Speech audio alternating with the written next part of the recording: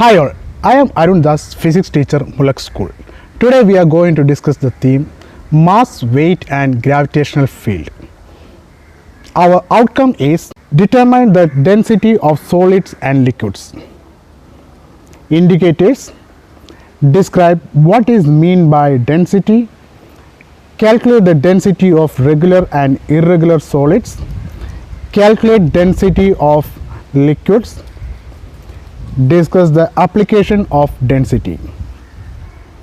Learning intention: we will be able to understand density, calculate the density of regular and irregular solids, calculate density of liquids, discuss the application of density. Success criteria: I will be happy if I am able to understand the term density, calculate the density of regular and irregular solids, calculate density of liquid, discuss the application of density. Let's start our topic, density. What is density? Density is defined as mass per unit volume. That is the definition of the density. Actually, we know that one, density is a derived quantity and it is expressed in mass and volume. And it shows that how tightly or loosely packed the substance. So it depends upon that the substance density will be. And in our day-to-day life, we can see different substances have different densities. We also observe that one. I'll give some of the examples. Pour a small drop of oil into the water. We can see that the oil is floating over the water. Why it is floating? Here the substance have a change in its densities. The water have high density and the oil have less density. That's why the oil is floating. Another example is, if we put a small piece of wood in the water, we can see that the wood is floating. Why it is floating? The wood have less density than the water. That's why the wood is floating. Instead of this all, we have to take a small piece of stone and put it in the water. You know that what will happen? The stone will be sink. Why the stone will be sink? That is due to the difference in its density. The stone have more density, that's why it is sinking. So beginning I told what's the definition. So do you remember what is the definition of the density? Density is defined as mass per unit volume. And the equation of the density is density equals mass divided by volume. SI unit of the density is kilogram per meter cube. And density is a scalar quantity. Scalar quantity, that means we know that the scalar quantity means it having only magnitude, it doesn't have any direction. And the other units includes gram per centimeter cube, gram per milliliter, kilogram per liter, etc. These are the other units of the density. While we do the experiments in the laboratory, we are using measuring cylinder. The measuring cylinder, the unit is mentioned, that one is milliliter. 1 milliliter equals 1 centimeter cube. And normally we are using electronic balances to measure the mass. There we got the values in gram. So normally we are using, or we will get the values in the terms of gram per centimeter cube. Density varies with the substance. We can check how the densities varies. Consider we have a cube of copper, iron and wood. These all have the same measurement. That means the volume is same, but the mass is different.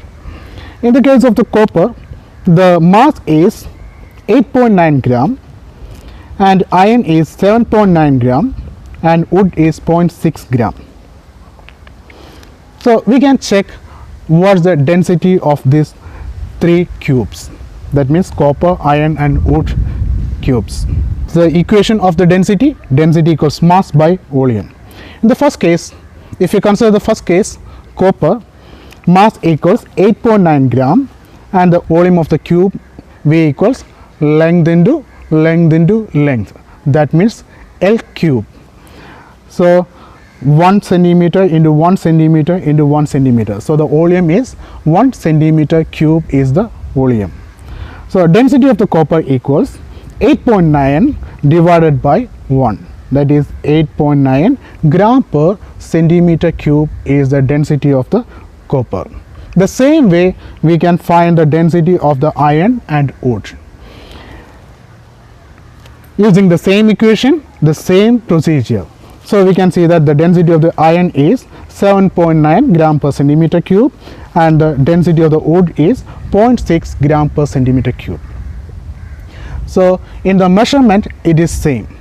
We can see that, but the mass is different and the density also different. From this, which one have the highest density? So 8.9 is the highest density. That means copper have the highest density and the least density is wood. So this is the way we can easily identify the densities of different substance. To measure the density, we need two quantities. The two quantities are mass and volume. How to measure the mass and volume? To measure the mass, we need any one of the instruments like electronic balance, common balance, beam balance, triple beam balance. Any one of the instrument we can use it to measure the mass of the object. How to find the volume of the object? If it is a regular shape object, objects like cube, cylinder, cone, etc., it have its own equations are there. It have a definite equation is there. In the case of a cube, volume equals L cube. That means length into length. We know that each side of the lengths are same. That's why we write it as L cube. In the case of volume of a sphere, the equation is 4 by 3 pi r cube, where the value of the pi is 3.14 and r is radius. In the case of a cylinder, pi r square h, where pi is 3.14 and r is the radius and h is the height. Volume of the cone is 1 by 3 pi r square h. The volume of the cone is 1 by 3 pi r square h, where r is the radius and h is the height, and the value of the pi is 3.14. So this is the way we can easily find the volume of the object. If we have the volume and mass, we can find the density of the object.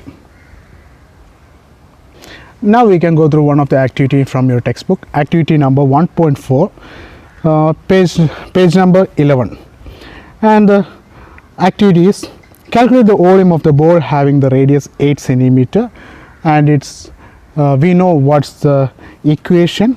The equation of the sphere is 4 by 3 pi r cube, where the value of the pi is 3.14. So try to find the value of the volume. I'll give 5 seconds.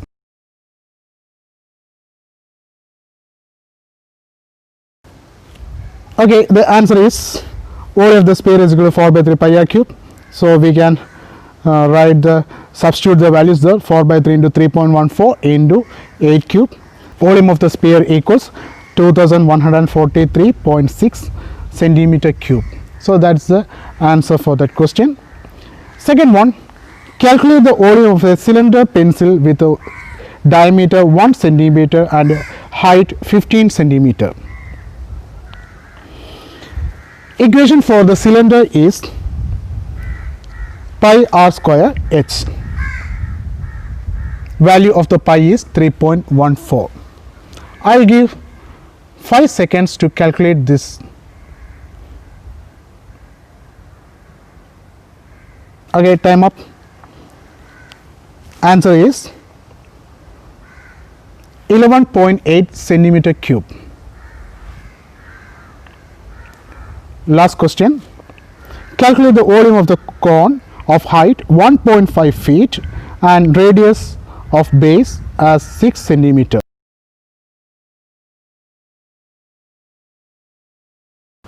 volume of the cone equals, the equation is 1 by 3 pi r square h. 1 by 3 into 3.14 into 6 square into 45.72. So the volume of the cone equals 1722.7 centimeter cube. Do you enjoy that calculations? Are you able to find the volume of the different shaped objects? So you have to by heart that equations, how to find the volume, then we can easily identify or we can easily find the volume of the different shaped object. So how to find the density of these objects? To find the density, we have to find one more quantity, that is the mass. So do you remember how to find the mass of the object? Using the instrument electronic balance. We have the electronic balance. With the help of that one, we can find the mass. Then using the equation density is equal to mass by volume, we can find the density of that object. Next we are going to how to find the density of a irregular shaped object. Irregular shaped object. I have a irregular shaped object. This one is a coral, and we can see that it doesn't have any particular shape. So how to find the density of this irregular shaped object? So we need two quantities. Which are the two quantities? The first quantity is the mass and the second quantity is the volume. I will show how to measure the density of this coral. The apparatus needed to measure the density of the irregular shaped object is measuring cylinder, electronic balance, and we need some water and a toy.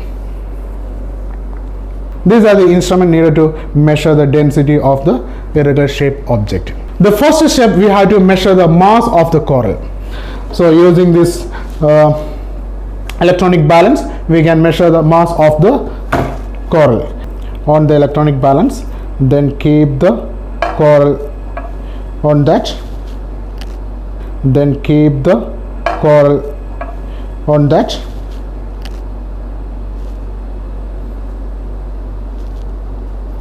mass of the coral is 10.9 gram.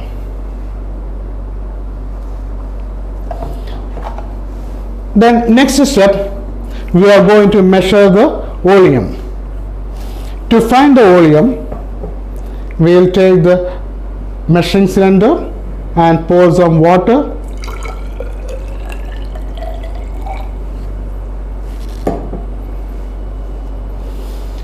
Check any bubbles are inside or not. If any bubbles are there, you have to flicker it and remove the bubbles inside it.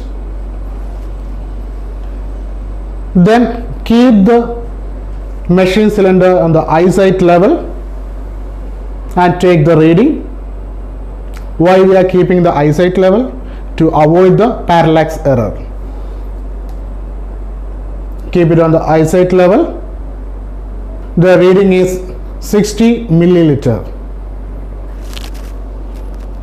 So that is the initial reading. The initial reading, I am going to write that one is V1. V1 equals 60 milliliter. Then with the help of this toy, tie this coral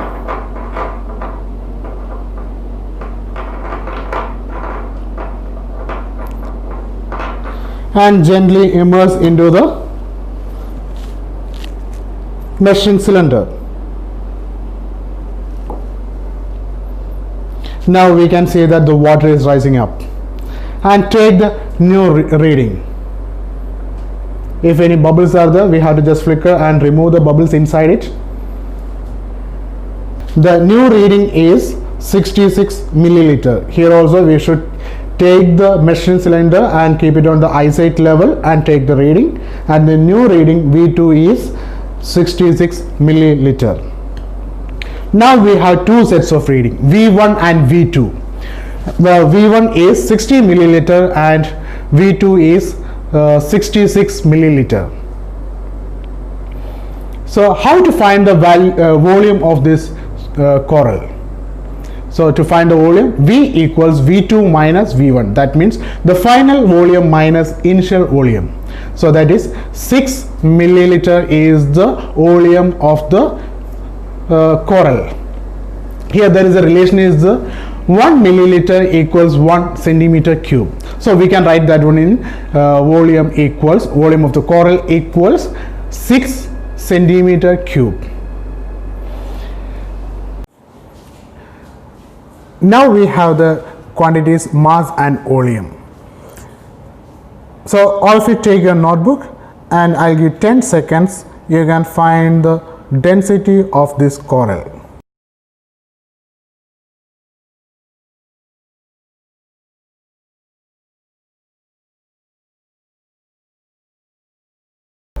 Okay, I hope you all got the answer. The answer is 1.82 gram per centimeter cube.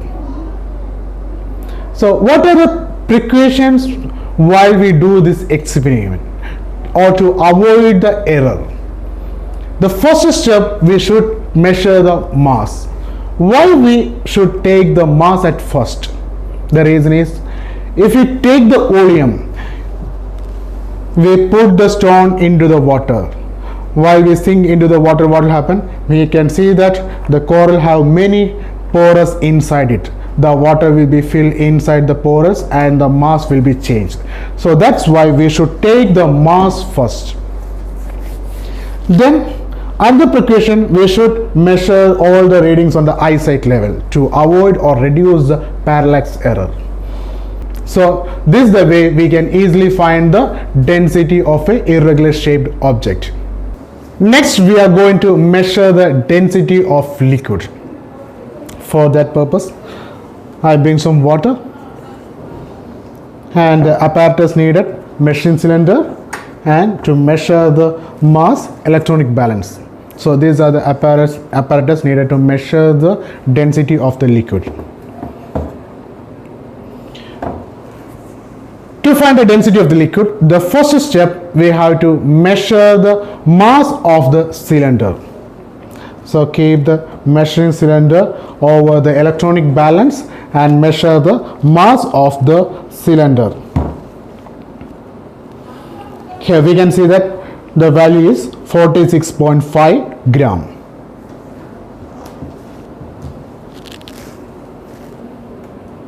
Then pour some water into the beaker.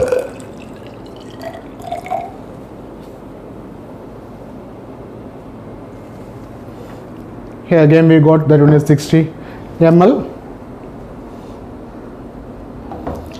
Keep the measuring cylinder with water on the electronic balance.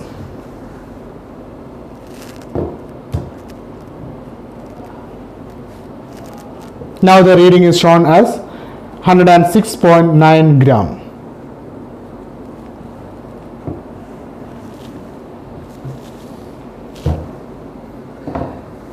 Then how to find the mass of the water? So we have two readings, two masses. One is a mass of the cylinder without water, and the second reading, it shows that one is a mass of the water and the measuring cylinder. So we have to subtract the second reading from the first one. Then we will get the mass of the water. Mass of the measuring cylinder, that means without the water. M1 equals 46.5 gram. Mass of the measuring cylinder with water, M2 equal 106.8 gram. Mass of the water, M equals M2 minus M1, that is equals 106.8 minus 46.5 equals 60.3 gram. Now we got the mass of the water. Mass of the water equals 60.3 gram. Volume of the water equals 60 centimeter cube. Using the equation density equals mass by volume. Then substitute the values, 60.3 divided by 60. The density of the water is 1.01 gram per centimeter cube. Applications of density. The first application is determines whether objects sink or float. In the beginning of the session we discussed that one. Water and wood, water and oil, water and stone. These are the three situations we discussed.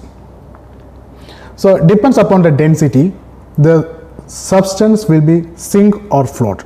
If the density is low, it will be float, and the density is high, it will be sink. Second point, density determines order of layer. In case of two or more liquids, density determines the layer formation of the liquid. In other words, density determines which liquid has to be at top, bottom and middle order. Third point, density can be used to identify substance. If we have an unknown substance, we can easily identify with the help of finding density. First we have to find the density of that unknown substance, then compare that density with the standard chart. From that chart it will show which substance is that. Fourth point, density can be used to check the purity of the substance. For example, if we want to check the purity of gold, first we have to find the density and compare with the standard value. Then we can easily identify that gold is pure or not. So these are the applications of density. In today's class we learned what is mean by density, calculate the density of regular and irregular solids, calculate density of liquids, discuss the application of density. I hope you all understand the topic. Thank you.